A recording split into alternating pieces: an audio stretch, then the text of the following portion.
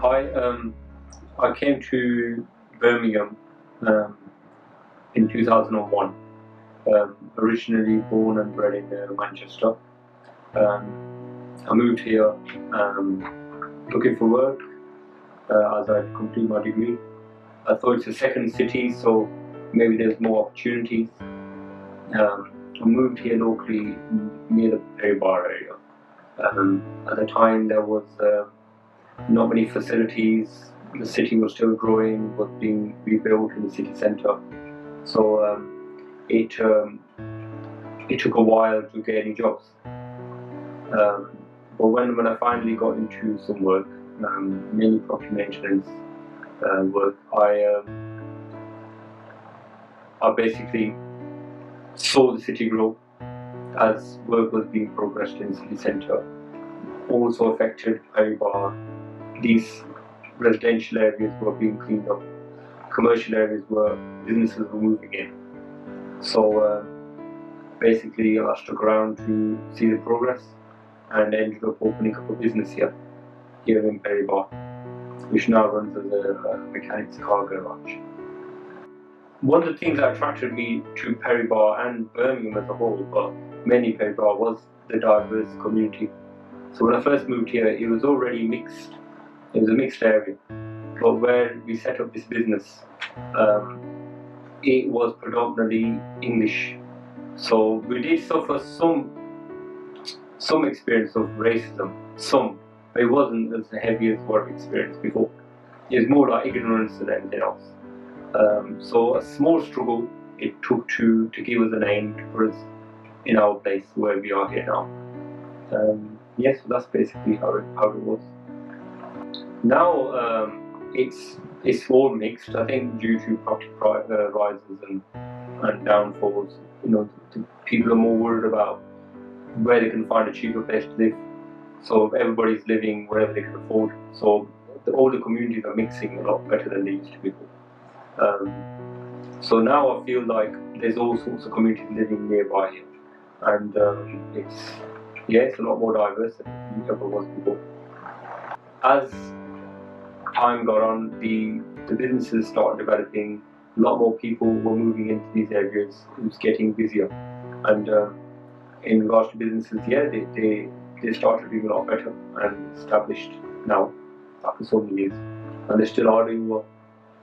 I never used to hear of much as regards to crime. It was a clean-cut, nice place at the time. But now, as it's got busier, of course the crime rate's gone high. But that is anywhere where there's lots of business, and where it becomes busier, and when a lot of people start coming into the same area. It's very common now, so it's expected. Perry Bar is definitely multicultural. All walks of life are here. You've got facilities for everybody, including shops, food, especially European food, Asian food, African food, so people don't have to travel very far. We have a one-stop here, where we don't need to really go into the city centre for anything. We can shop just local. So all more or less the shops are important for us to live daily lives with. They're here, so we don't really have to travel much. So everything is very local. Yeah. So coming from Africa, living in a tiny house with a large family, having to walk it to school, and just to put it into context, at that time Aston had a lot of Pakistani families and Bangladeshi families. There were quite a few white families still in the area when we first moved into the area. But now that's a completely different scenario. There were lots of lovely big houses that, after school we used to visit the back gardens and do some bit of scrumping. So I could tell you about the different size garden and which garden had a dog and which garden has apples and pears and so forth. The climate then was also we had to actually go to school and from school in groups, because at those times there was what was called pakhi bashing. Yeah, it didn't matter if you were Indian or Pakistani or Bangladeshi or Black Caribbean, yeah, but it was Paki bashing, yeah, and there was a lot of skinheads that operated. I mean, when I went to school, there's very few Asian, Black, young people, and it was quite a lot of English, and English. Young people, students, pupils were also part of the skinhead gangs, and that was our experience at that time. You would just get beaten up for no reason, yeah, because you were a different colour, you spoke a different language, yeah, you dressed up differently, or you were of a different religion. We would get picked up on, and then we had to fight our way to school and from school. That was almost a daily experience. So there we formed ourselves into groupings as well. So, there was, and one of the things, in some ways, the skinheads united the Pakistani and the Sikh in people, because, the skinheads didn't, actually weren't able to tell the difference. So we were all targets, so we actually did move together. My name is Roshan Das. I'm a postmaster at Peribagh Post Office for the last 32 years. And the background is, I was born in India in 1948, and I came to England when I was 15. That was 1st of January 1965. Those days, in this shopping precinct, there's about 20 shops, and none of the shops used to have shutters on the doors, on the windows, on the glass. It all happened last 20-25 years because, there's so much vandalism, this and that started coming into the area. There used to be a wonderful pub which is called Crown and Cushion. The old building was a beautiful building. They knocked it down because, according to the police, there was too much drugs was going on. So to change the face, they have to knock it down and rebuild this new one. Then, when you came, was there any discrimination?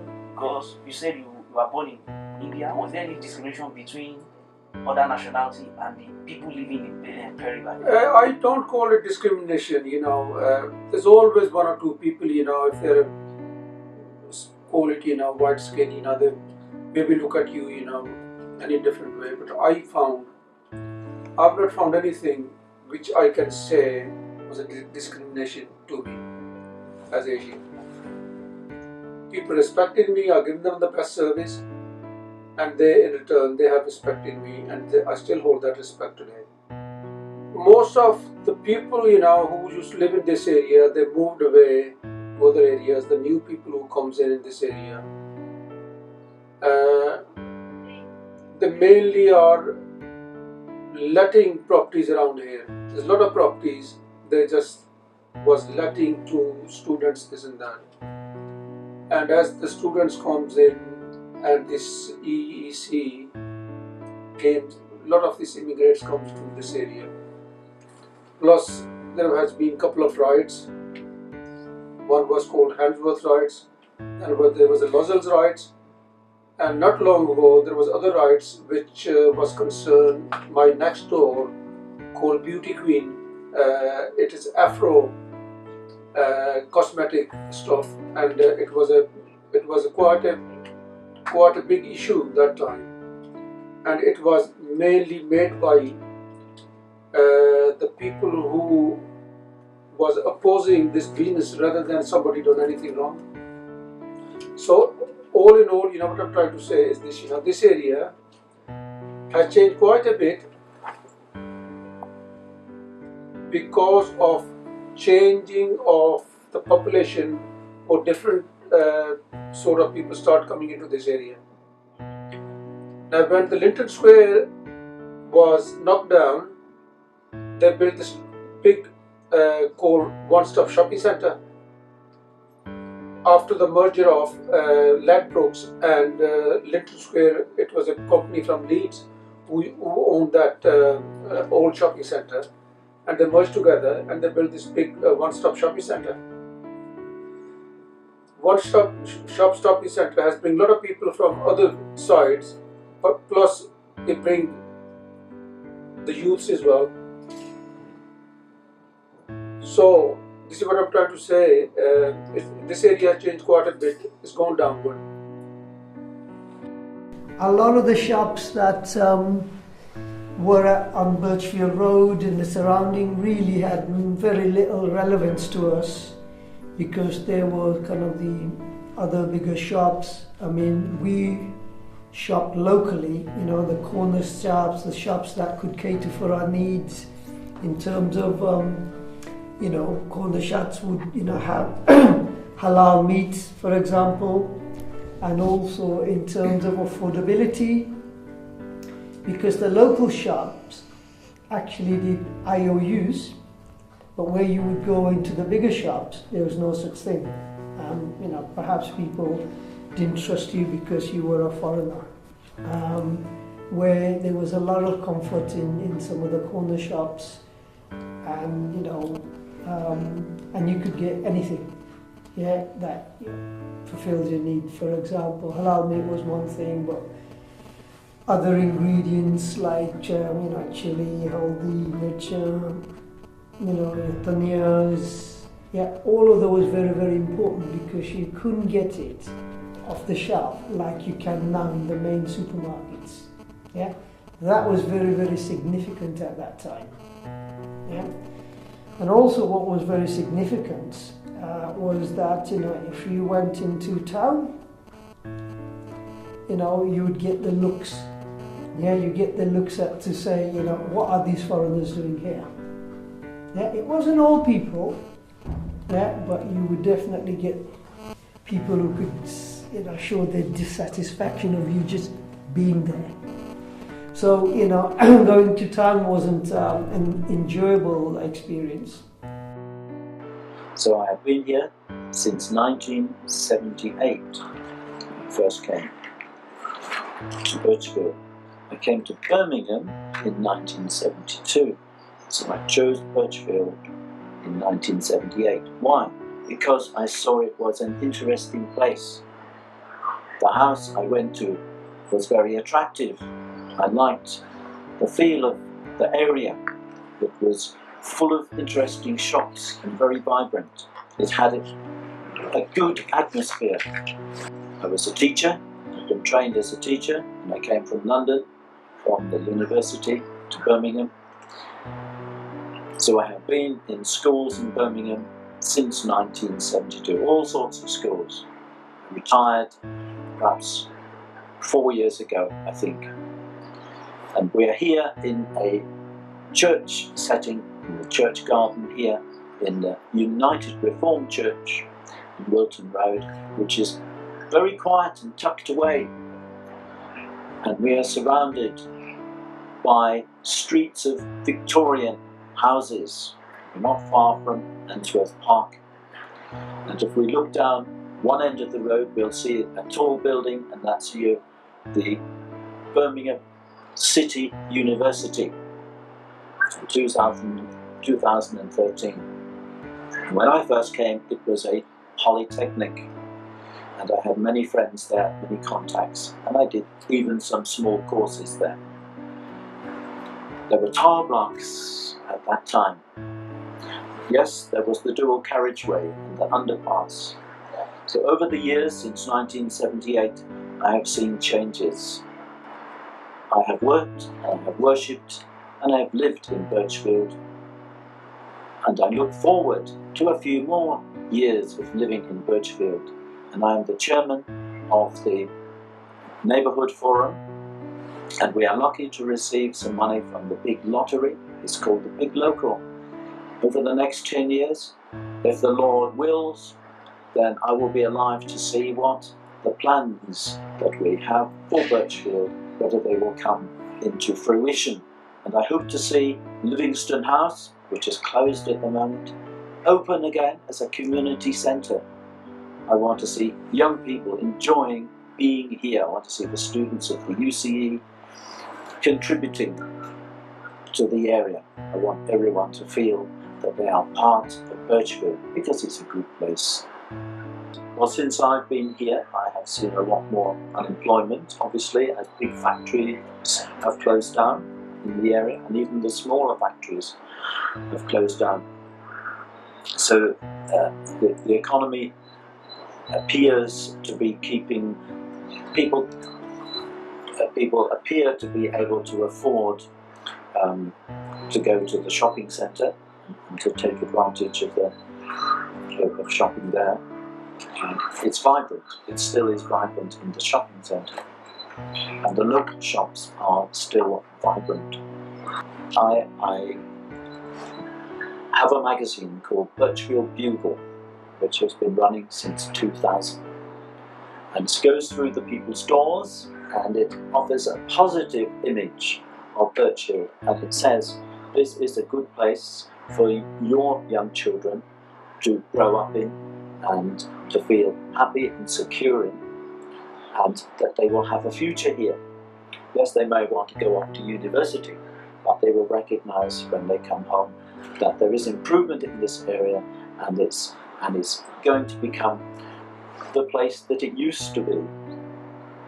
And it was recognised as a good place to be in. Right, in the 80s and 90s, everything was run down.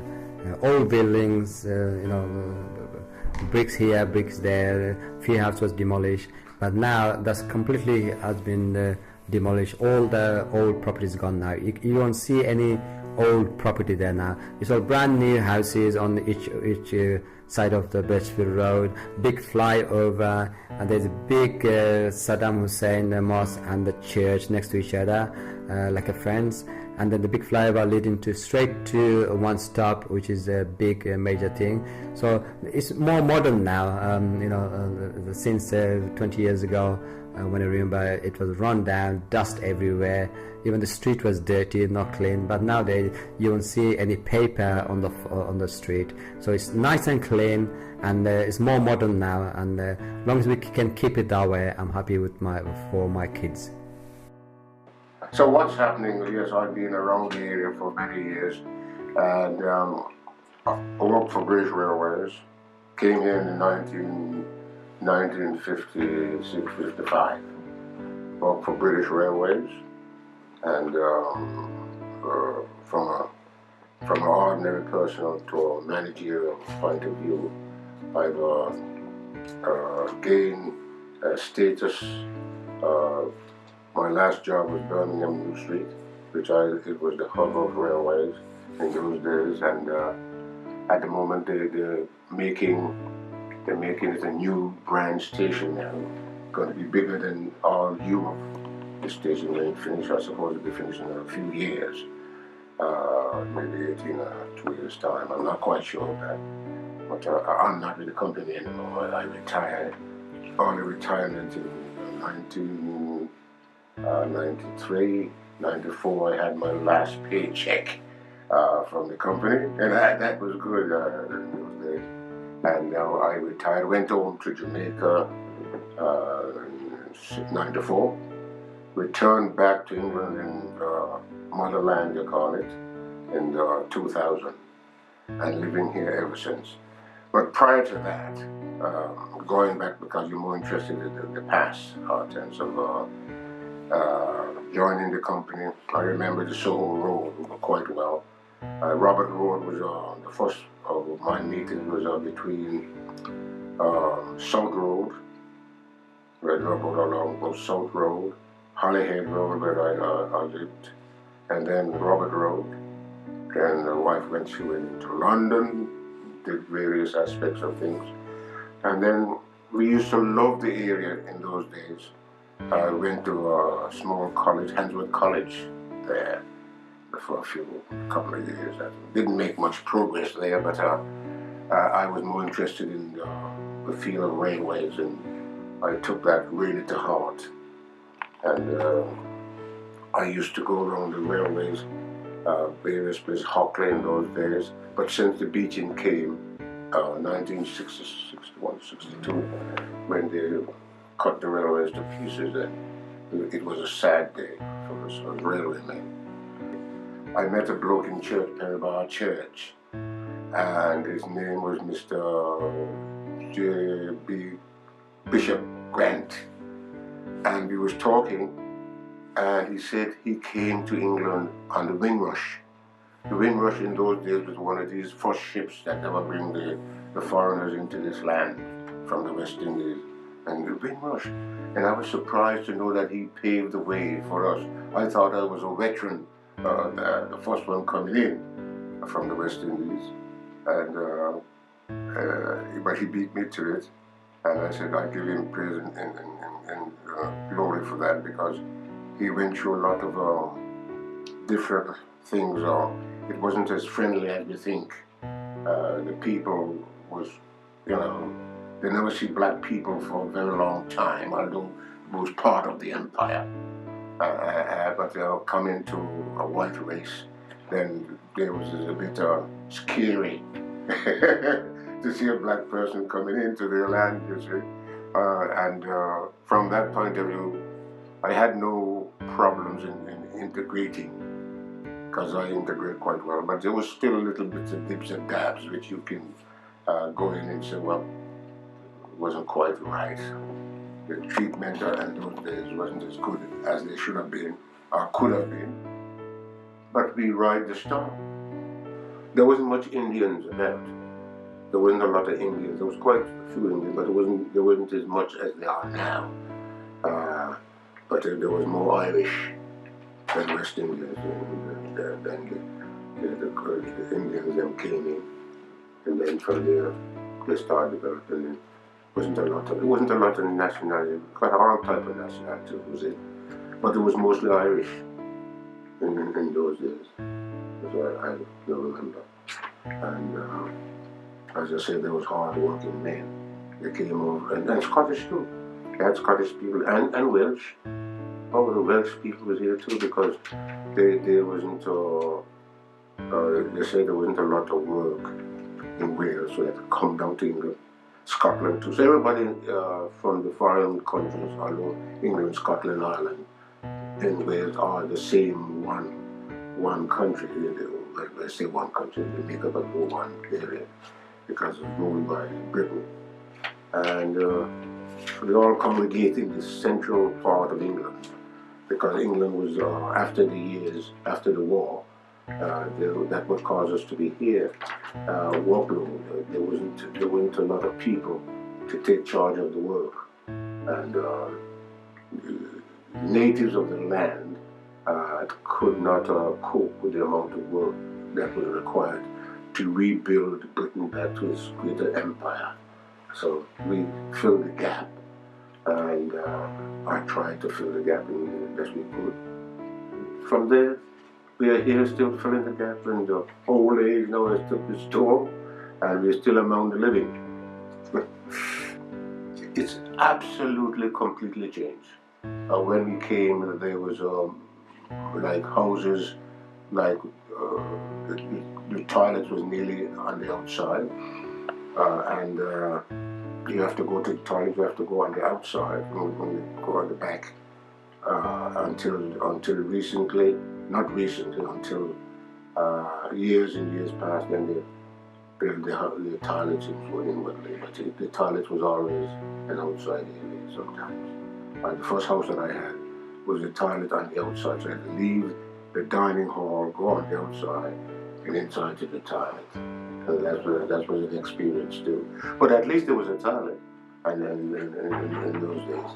And up to today, I suppose, someone was telling me recently that the back-to-back houses, there's still some in Birmingham, outside my office, that I used to have my office used to be on platform 1, and they're telling me somewhere along the line there's a back-to-back houses, and I never saw them. And I said, well, one of these days I'll surprise myself and go and see for all these years, and I know those houses were there. So it was absolutely shocking to hear. Life in Britain was treated me well. And from that perspective point of view, I should say those folks that followed us, we paved the way a little for them, make it much easier, because the flack that we got and the looks on the eyes against who is this person, where did this black man come from, and all from that point of view, after seeing us, because they always think that you had a tail. You know, the English folks, they say, you think you had a tail, you come from a monkey or something like that. But then they realized it wasn't a tail, and they settled down and said, well, it's really a human being, but only that they come from another planet, which God has ordained. You cannot have all people living into one area, because that would be disaster. And God didn't create the world for that. He created all nations. Whether you're black, white, pink, yellow, whatever it is, it's all in God's image. So therefore we must not run away, and we only need to be there for a time. So whatever we can do good, or render to the souls of men, we have to do that. Because we're going to never pass this way again. So my ambition is to go, do as much good as I can for any person that comes along my pathway, and then deal with that respect. So I think I've done my little bit, and I'm still doing it until the breath is passed. I know that along Birchfield Road, I think there's a mosque, and there's also a church, I think, just off Birchfield Road, opposite each other. So yeah, I think certainly from my perspective, it's nice to see that kind of integration of different religions together, and especially within my friendship group and within the people that I spend time with.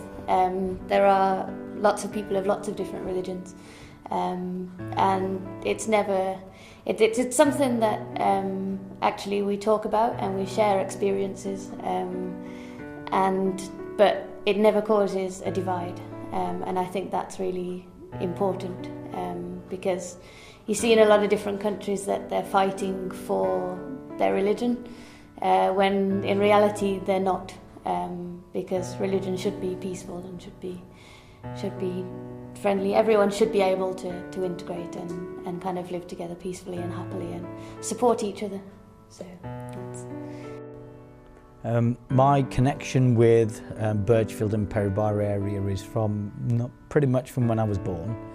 Born in 1973, and I was born into the area of Aston, and at the age of 3 I think we moved into the area of Newtown, and at the age of 15 or so in 1988 moved into Lazal. So all of those 3 areas are bordering the Birchfield Road, Peribara area. So right from the moment I was born, really, I was familiar with the area and used it in different ways.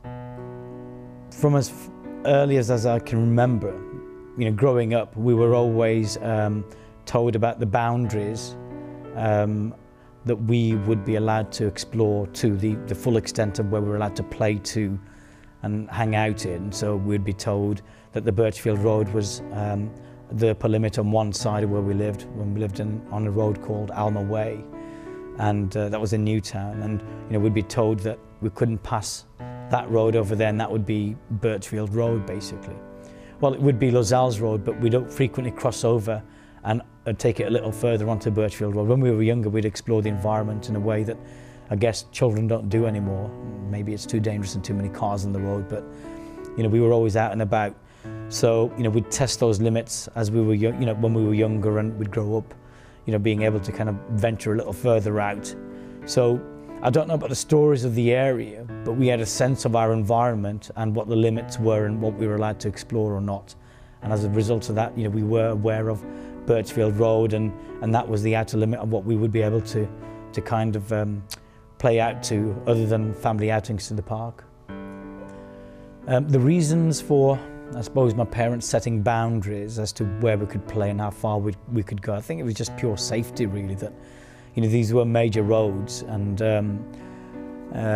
you know, they were busy. So if I was 8 or 9 or 10 or 11 years old, then it was just basic, you know, sort of safety concern for us to go beyond those roads and those boundaries would require us crossing really busy roads just as kids, and they didn't want us to do that. Yeah, I mean, safety reasons. You know, we were growing up at a time, I guess, and I didn't notice.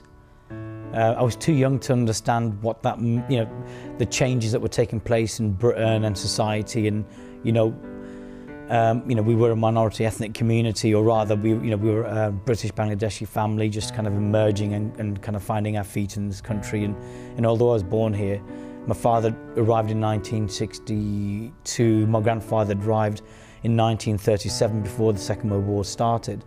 But my mother had arrived literally in 1973 herself.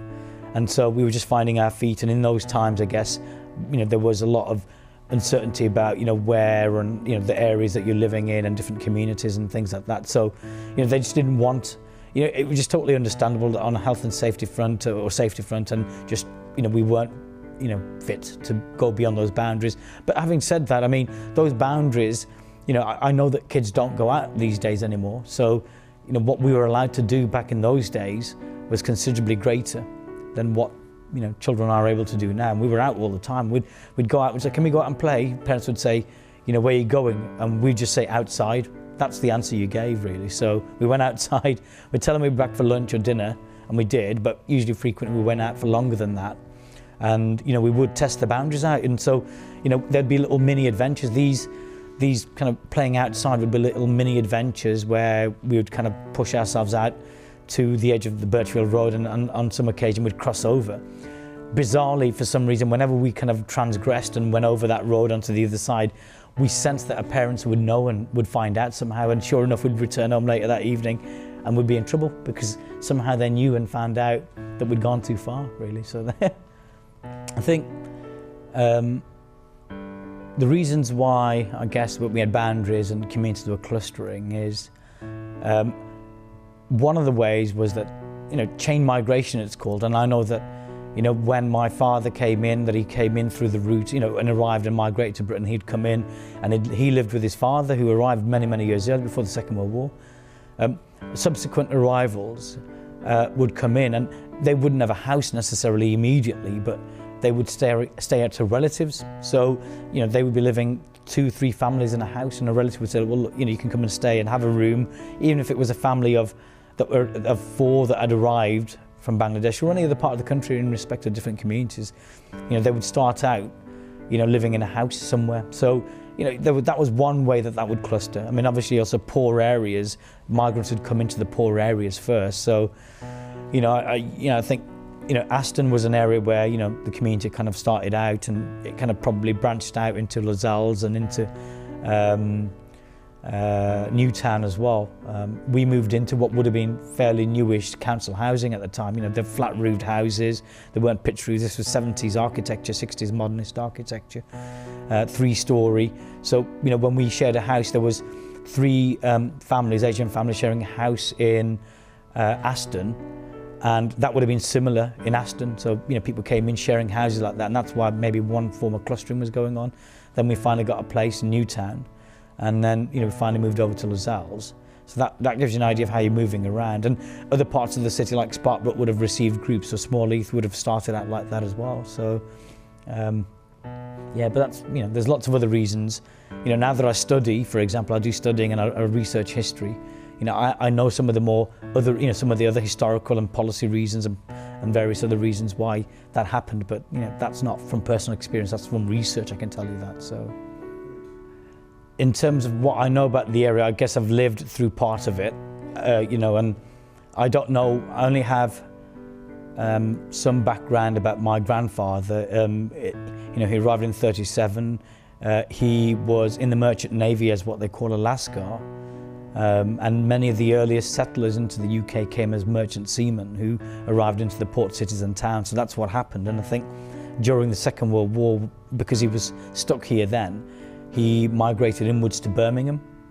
And, you know, there's a report somewhere that says that before the Second World War there were 100 Indians. It was, you know, he arrived as an Indian. You know, Bangladesh didn't exist at the time.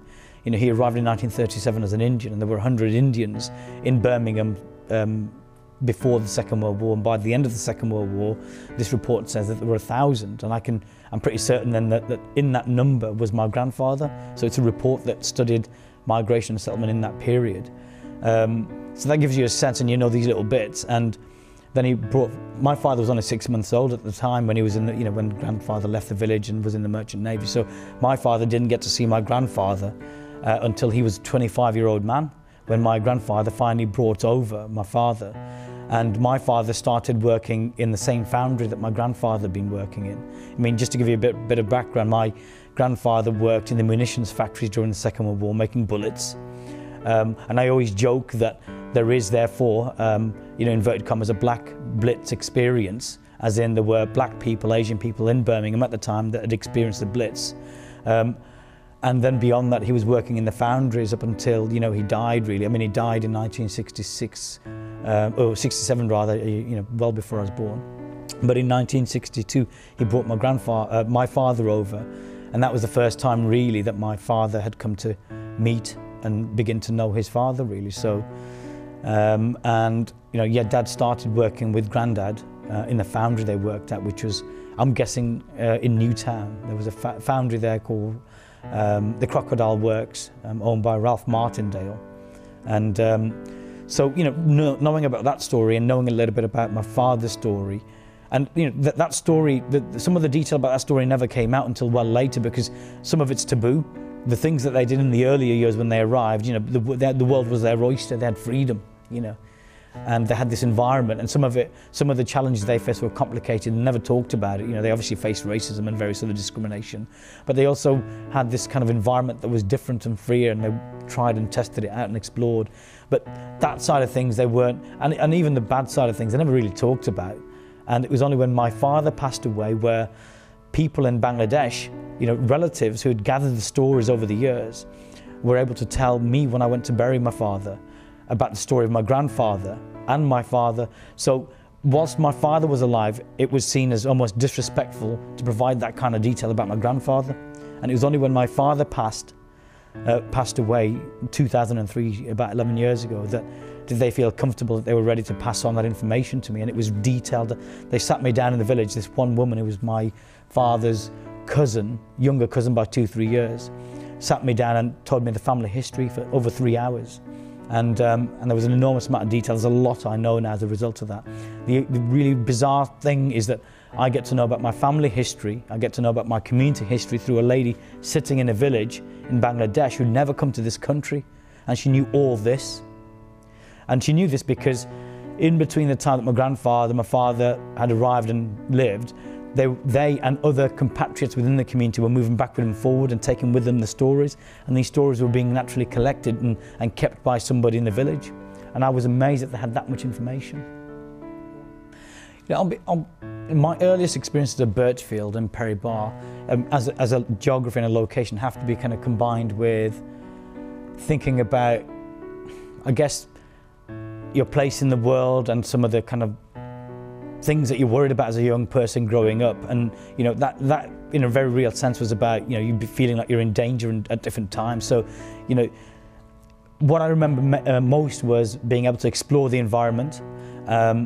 You'd find a rubbish tip somewhere. I say rubbish tip, it would be some sort of kind of wasteland with heaps of rubble and car tyres and bits of metal frame or whatever. And every time you kind of got into a space like that, and you might be, maybe climb a fence or break through a little thing or other, and you'd be exploring an environment physically like that. So there'd be adrenaline and there'd be excitement, but you were young, you were 10, 11, you'd always be frightened of being picked on or beaten up by somebody, or we called it being taxed, which is literally being approached by somebody and having your money taken off you, threatened and saying, give me your money, and you'd have to give them your 10p or your 2p, and frequently we didn't have any money. We were really poor, so we had nothing, as a 10-year-old boy, I had just no money to give them. But so it was that kind of scenario. My memories of the environment were, let's go over there and see what's there. You'd meet up with your friends. Somebody was around the corner.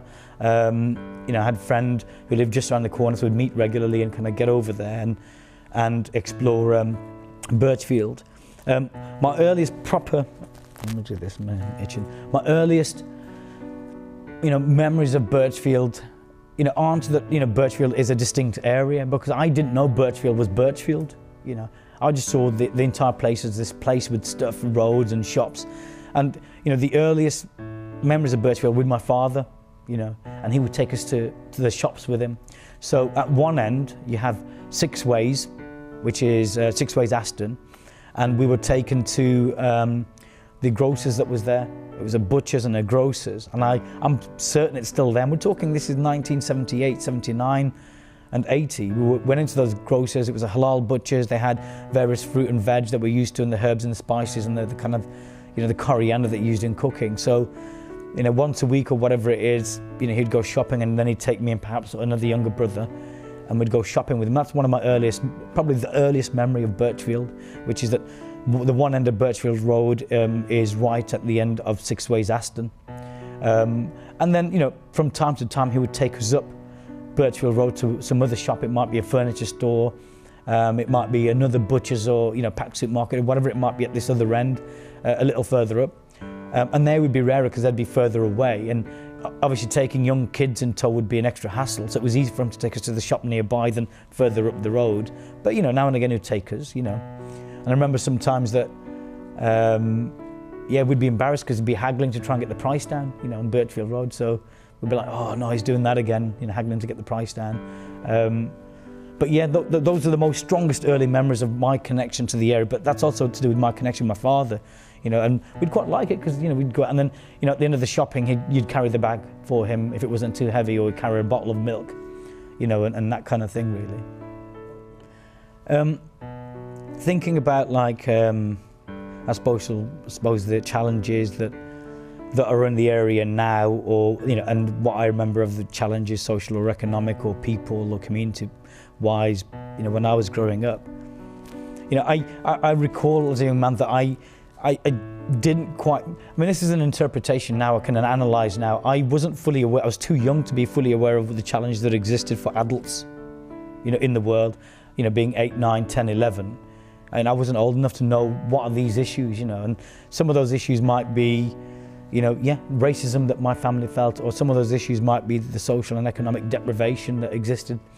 And I know that we were poor, we were really poor, and even in an area like that, we were amongst the poor. Even though my father worked, it just wasn't enough to keep. It was a large family, and I remember, this is powerful actually, that to one side, and we lived right next to Birchfield, so whatever that's going on in Birchfield along that road is happening where we were. It's in Newtown, right at the edge of Six Ways Aston we were. And one side we had an English family, and on another side we had an Irish family, and it kind of represented exactly what was happening at the time. And I say this because I've researched all this now. I didn't know that was what the world was like at the time, which is that this is the emerging diversity that exists. We didn't get on necessarily both sets on either side. The Irish family we had constant rows with, and we didn't get on. And although I'm aware that in earlier times, or even at those times, there were paralleled challenges and struggles, in terms of the Irish and the Asian and other migrant groups, because there was a lot of discrimination and things like that around, but we just didn't get on with them. And then to our right was an English family, and we didn't get on early on, but I remember when my youngest brother was born, and that changed things, and they came around to the house, and this would have been 1981 or something, and they came around to the house, well, they say the next door neighbours, knocked on the door, and they had all these baby clothes, and it changed the tone of the relationship with this family forever, and we started getting on with them wonderfully after that. And I know that, for example, one of my younger brothers, 2 years younger than me, and another one 3 years younger, grew up effectively with one of their daughters who was the same age, and they played every day. I was a little too old to be playing with them, but they got on really well and best of friends, and I always wondered, I'm sure my brother does, about where they are. But that relationship changed as a result of that, and we got on with them. But in the end, they moved out into some other areas. Really sad that they didn't. My guess is they moved to King's Standing, which is what happened a lot. So they moved out from Newtown or Lozelles into areas like King's Standing, and but that was very, very symptomatic of what was going on in the area of Aston, Lozelles, Newtown, which are the actual residential areas on which the Birchfield Road is based. Birchfield Road is only partially residential. It's mainly all these shops and shopping precincts, and there's a church and a mosque there. Birchfield Road serves the areas of Newtown, Lozells, Aston. That's what it does. And so that's how, so looking at that, reflecting upon that gives you a sense of what happened in the area, the diversity that was going on, the people that moved out, the people that moved in. In terms of the challenges today, what am I aware of?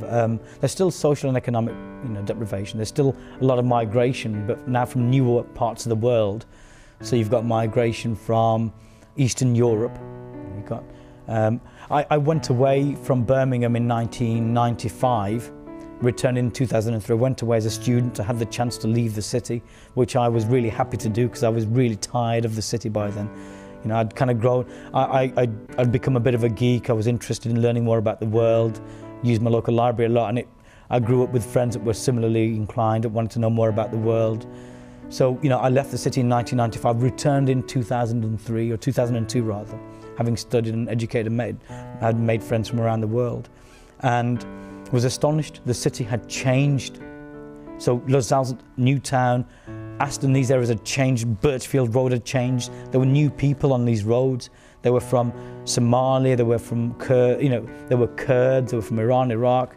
And in the time that I was away, this all happened overnight. And so if I ever had to say, what is the period over which we now have this new kind of diversity, then it would be during the period I was away, which is rather bizarre.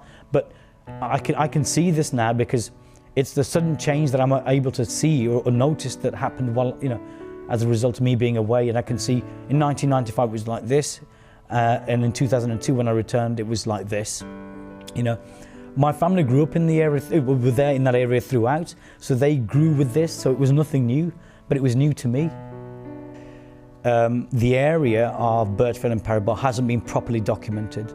There are old photographs that we might have from the 1950s, 60s, some in the 60s and 70s, and our collections, for here example, that show tower blocks and various buildings and the post-war kind of growth or regeneration, but they don't really show you how demographically and people-wise and community-wise the area changed so much. And it's changing again, and it's gone through several incarnations of change or several periods of change. And to be frank, there's no documentation, but I've lived through that, and others have seen it too. But it's not fixed, it's not been recorded or documented properly. And I'm worried because we have the University of the Birmingham City University, which was formerly the University of Central England, about to leave the site. Other things are happening. Buildings are being torn down. The blocks of flats. There were 3 in a row that were on the you could spot on the main flyover as you were heading towards Warsaw, or Great Bar rather, on the A35, having pulled down. There's all this change and nobody's documented it. And this, this is the life of the city. It's the life of communities, and it's coming and it's about to go. And in between the coming post-war time and about to go, there's probably been 2 or 3 other periods of waves of migration and change, and nothing's been documented, and it's about to vanish, and that's a problem. My experience is how did I engage with it? In lots of different ways. I started to explore and do more shopping in the area. One-stop shopping centre became a real big important feature of the area. I barely recall what it was before. I do know, I went and visited that site before, and I saw and I know what it was like, but it shows you when change occurs, within a year you won't remember what it looked like. And I'm sure it was a brownfield industrial kind of site, wasteland, and then they had the one-stop shopping centre. In 1993, I think, I started working at the one-stop shopping centre at Asda. I did 6 months there in the fruit and produce section. And I started that job in the summer holidays, and I kept the job till the end of the year. But in September of that year, 1993, I started, and I think it was 1994 actually. In September 1994, I went back to college. I was at the Warwickshire College in Leamington Spa, commuting every day, Monday to Friday. So it was a commute, it was hard work. I went to college in the morning, came back tired, and then Thursday and Friday and Saturday I was working at Asda, and it just kind of broke me, so I had to kind of reduce the hours to just working a Saturday and a Sunday, then eventually to a Sunday, and eventually I had to leave because the hours I could offer weren't enough. But I was working there as fruit and produce, and that was twilight shifts. Thursday and Friday it was twilight shifts, so it would be 7 o'clock till 11 o'clock, and this is on top of being at college, and this was the big Asda that's there at One Stop now. So I remember getting off, going home, having something to eat really quickly, walking up to Asda, doing my shift, coming back home, literally having a little bit to eat, then going to bed, and this happened for a little while. And that was one connection that I had with the One Stop shopping centre. And the two big features in the area are the shopping centre and the university. And it was always clear and obvious that the university played a big role, and I wouldn't have known necessarily. I knew it was big. I was at the University of Central England actually, but I was at the Augusta Green site where I was doing art and design, so I didn't attend that site at Perry Bar, but I knew it was a big feature in the area. And that entire Perry Bar all the way through to Birchfield is like the lifeblood of the areas of Aston, Newtown, Perry Bar. It really feeds that area, the shopping that goes on, the people coming into that area, One Stop and all of that. And you can see how the university campus has a huge impact in the area by having those students there. And it's a portal in for people from around the world to come into that area. And it feeds fresh blood and fresh ideas, I think, into the area, not just Perry Bar and Birchfield, but beyond. And so when that university goes, I don't know what that will do, really. It'll become barren. I'm sure they've got ideas for the location, but whether it can serve the same sort of function and cultural kind of importance and learning importance as the university has done, I don't know. When I came here in '68, the majority of Newtown, Aston, Perry Bar, there was tram lines. And also, there was small, from the Barton Arms upwards towards One Stop. The majority of shops were the small, tiny one-person shops, laundrettes, fruit and fish mongers. There was one, I remember there was a cinema. From the cinema, there was another one which was a Harris Laundry, which we don't see many of Harris Laundries today. Next to it used to be a big building in the corner, quite famous red building, which still exists today for other uses. It used to be the Westminster Bank. Well, my name is Ezekiel Obileye. I came into Birmingham. I migrated into Birmingham from Nigeria. I'm originally from Nigeria, and I'm also the pastor of Redeemed Christian Church of God in Perry Bar. Well, I came into Birmingham when I came straight into this country. I arrived in Birmingham, and my first point of call was in West Bromwich area, and before I moved to Quintin. But my church decided, after I had lived in Birmingham for about 4 years, my church established a parish in Perry Bar. So my first point of call into Perry Bar was when we came to establish the church in 2007. The reason why we put the church in Perry Bar was because we find out that there are very few Pentecostal churches in the areas of Perry Bar and Birchfield, and there was need for impact to be made in such areas, like we would for any areas where we feel that are in need of Pentecostal Christianity in terms of our evangelical approach. Practically, the approach we took to set up the church was that we went to the area to walk around the area. Actually, that was the first time I would physically visit Perry Bar and Birchfield. We walked around the area and we asked questions on the street, in the shops, what are the people who live in this area, and we came to understanding that what we have researched were also what we found on the streets. And we looked for places where we could worship, community halls, community centers, and other places of worship. We found out that there are Orthodox churches around there. We saw some mosques, which are used by people of faith as well. and we looked for areas which we could use, community centers. How we found the building was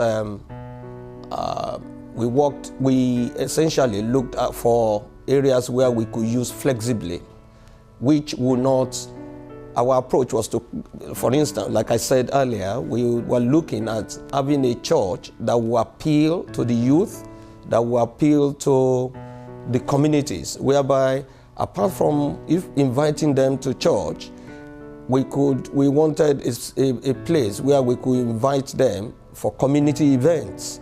So we were not looking for a traditional church building, and eventually we located the the Broadway School, which was a host to community center that is run by the Birmingham City Council. So we found the place, and we started to rent one of the halls in there.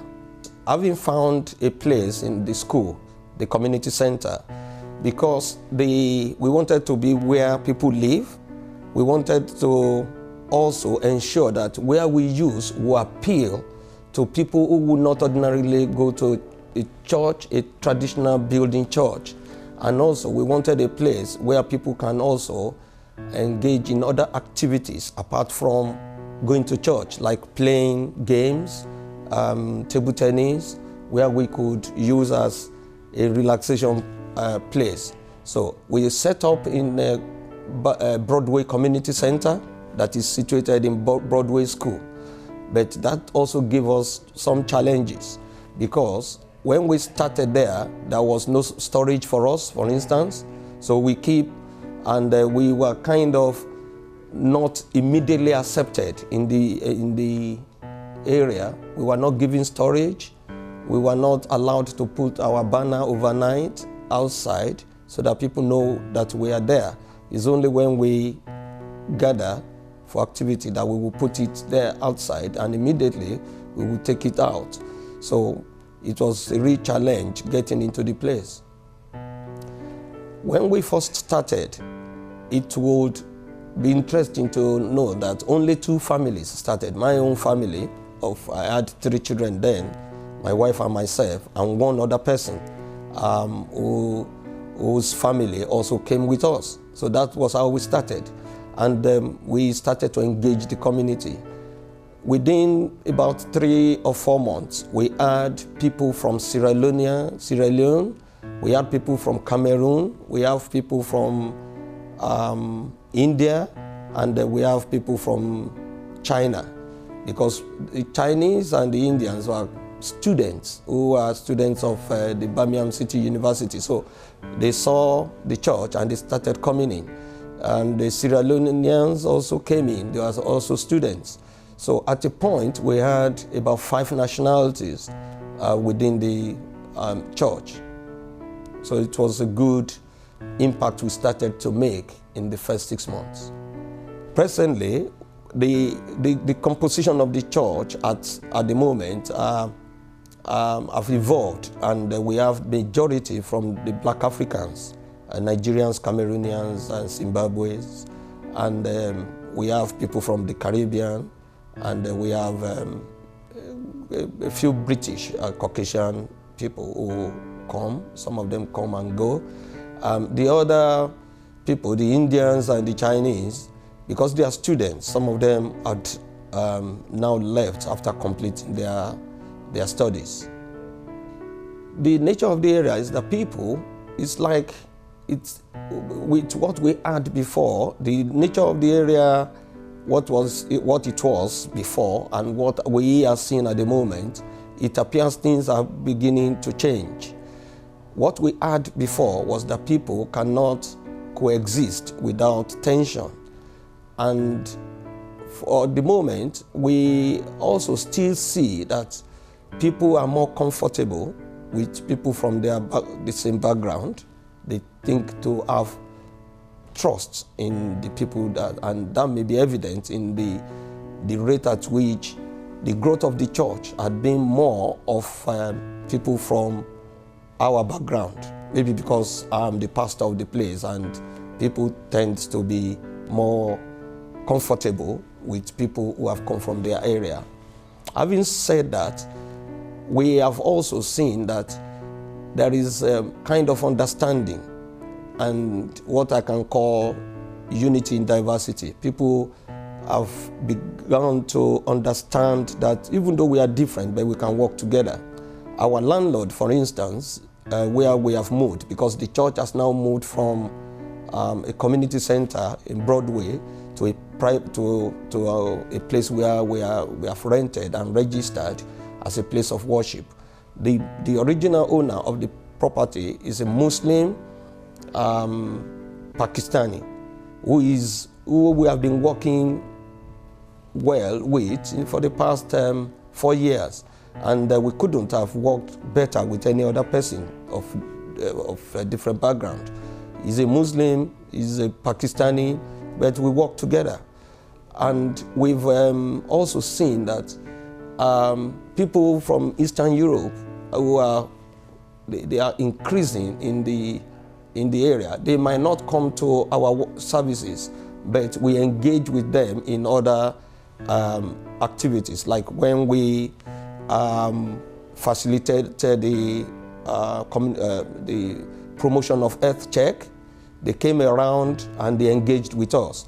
During Christmas, when we have our outreach, whether we are Christians, whether they are people from Eastern Europe, whether they are people who are Caucasian, everybody, we engage with them. We host activities that are not basically Christian worship, but which are Christian, which have Christian ethos, and people actively engage. When there was a group of young people, when they were engaging with the people in the community to ask their views about the proposal to move the university from the area, and they wanted to seek the views of the people living in the area, the landlords, the people doing business, the people who have been settled there for a long time, all spheres of life. We engaged with them and we facilitated, we provided a platform, and people came into the church.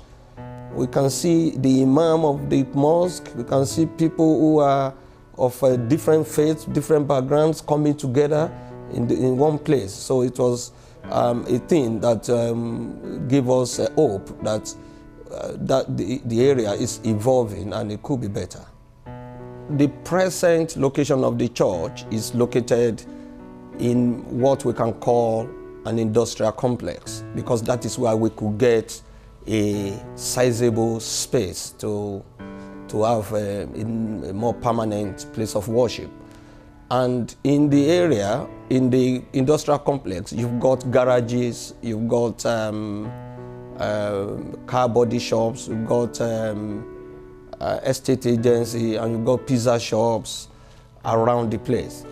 Down the road to us, there is a tipping company, and across the church is a farm settlement where older people and people who grow vegetables and all that, they come. And there are a few development that is going on. The sports facility is down the road, and so that is where the church is located. When we first came there, it was kind of strange that a community or a charitable organization will come to have a place in that area. Even though we are on the first floor, which is not disturbing any commercial activities, because most commercial activities that are located in the industrial areas are located on the suitable to operate on the ground floor. So we took on the first floor because the first floor had been left unused for a long time. So we came in and do up the place. And our coming into the area has kind of enlivened the place, because other than people coming to do the body work of their vehicles or to fix their vehicles, the place were basically industrial area. When we first came, a pizza shop that was there had to pack up, because we came into the area with about 20 members. But now that we are growing, another church has come into the area to take up a similar space on the first floor of another building in the industrial area. So that has started to bring in more people into the area.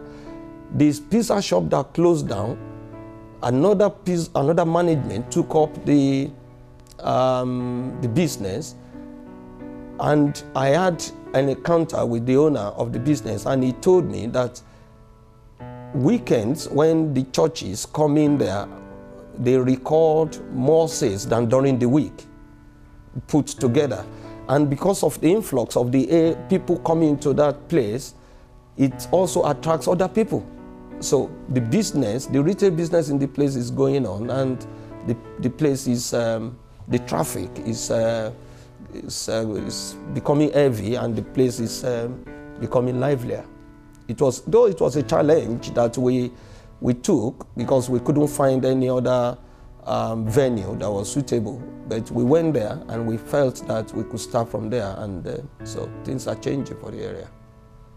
How we approached doing up the place to become suitable was we looked beyond what we saw, because like I said earlier, we saw the ground floor were the one places where the body shops, where the industrial companies were using, and the first floor is either being used as a storage or just left empty. So when we got there, the place was dilapidated. The place was being left unused. The roofs were leaking, the walls were peeling down, and the whole place was derelict. So what we did was to start to decorate the place bit by bit. We did the flooring, and we also plastered the walls, and we did some demarcation. But the challenge we had was the leaking of the roof, because it was very expensive to do, so we couldn't afford the repairs of. So we worked with the landlord. What we did was to do a make-believe, and it was kind of ingenious. We did guttering. We went to Weeks to buy pipes, and we put it just across, and we did holes.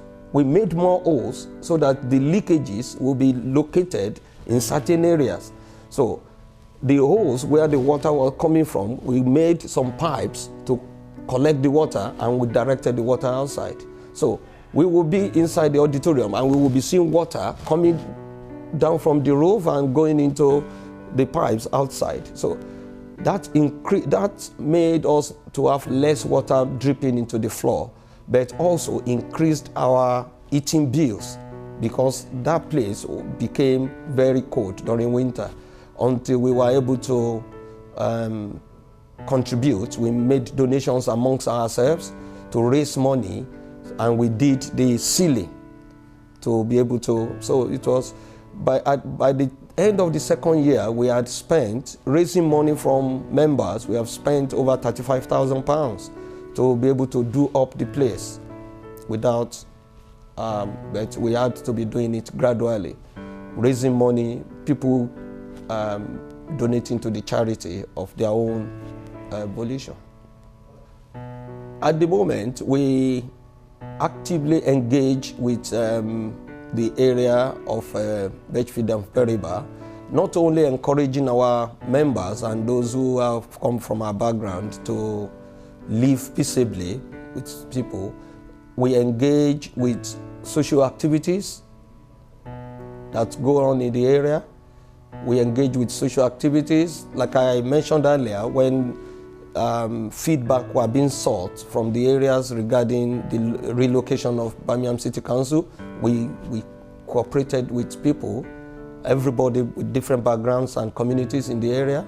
We also do evangelical work by supporting elderly people.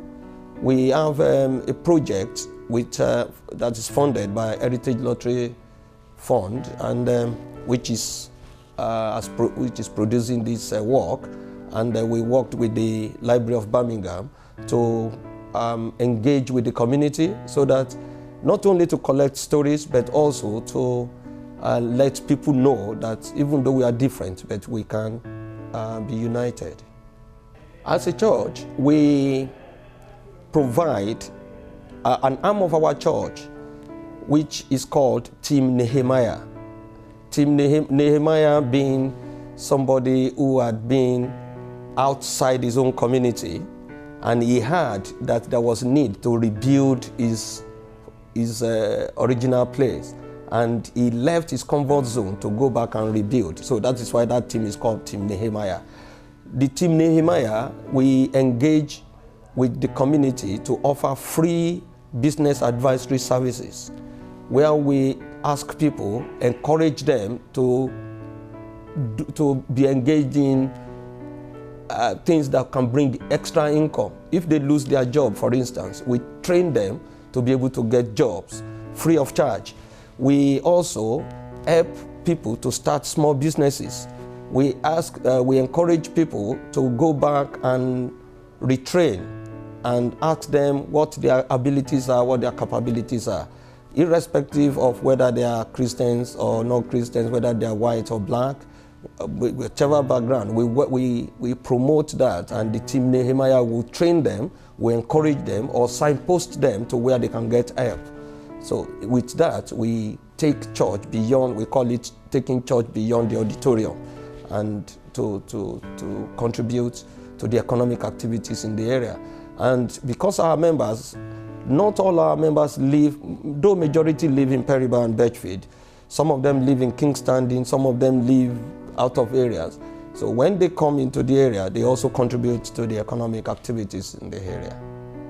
Our hopes for Peribar and Birchfield is to see the areas to be more vibrant than it used to be. We are mindful of changes that might come in the future. For instance, if the university is relocated, that is a major gap that will be created in that area. And there might be other plans for the huge facilities of the university. So our hope for the future is that the place will become more economically viable, less deprived. The sporting activity, the sporting facilities of the university and the new one that is being built, we see, and there is another youth center, young people center that is around Aston. So our hopes for the future is that there will be less tension, there will be less community tension, there will be better coexistence among different communities, and that the place will be more economically and socially viable.